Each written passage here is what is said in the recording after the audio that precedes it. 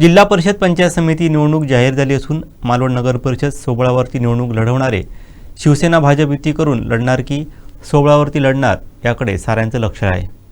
नगर परिषद निवडणुकीनंतर आता जिल्हा परिषद पंचायत समिती निवडणुकीचं बिगुल वाजलेलं असून मालवण तालुक्यात 6 जिल्हा परिषद मतदारसंघ आणि 12 पंचायत समिती मतदारसंघ असे मतदारसंघ आहेत. यासाठी निवडणुकी लागलेली आहे.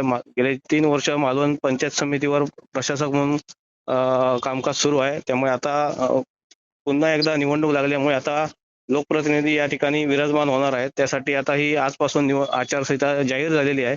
5 तारखेला मतदान आणि 7 फेब्रुवारीला मतमोजणी होणार आहे. त्यामुळे मुंबई महापालिकेनंतर आता सर्व नेते मंडळी ही मुंबई महानगरपालिकेच्या प्रचारात व्यस्त आहेत आणि आता मुंबईचा धुरळा शांत होणार, खाली बसणार. तोच आता पुन्हा एकदा तळ कोकणात निवडणुकीचं धुमशान सुरू होणार आहे आणि त्यासाठी पुन्हा एकदा सिंधुदुर्ग सज्ज झाले असून पुन्हा एकदा सर्व नेते मंडळी ही मालवणच्या निवडणूक रिंगणात दिसणार आहे.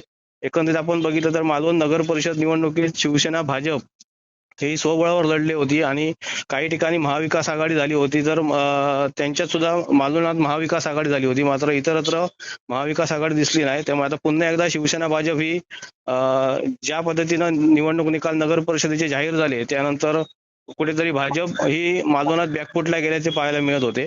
त्यामुळे मालवण आता जिल्हा परिषद पंचायत समिती निवडणुकीत भाजप काय भूमिका घेणार की पुन्हा एकदा आपली स्वबळाचाच नारा हा कायम ठेवणार याकडे सुद्धा लक्ष लागणार आहे. कारण महायुती व्हावी यासाठी निलेश राणे असतील, खासदार नारायण राणे असतील, हे त्यावेळी पण आग्रही होते. आताही सुद्धा त्यांची जिल्हा परिषद पंचायत समितीसाठी तीच भूमिका होती, हे आपण काही मुलाखतीत सुद्धा पाहिलेलं होतं. त्यामुळे आता येणाऱ्या ज्या होऊ घातलेल्या जिल्हा परिषद पंचायत समिती निवडणुकीत मालवण तालुक्यात शिवसेना भाजप युती होणार की नाही याकडे सुद्धा साऱ्यांचे लक्ष लागून आहे.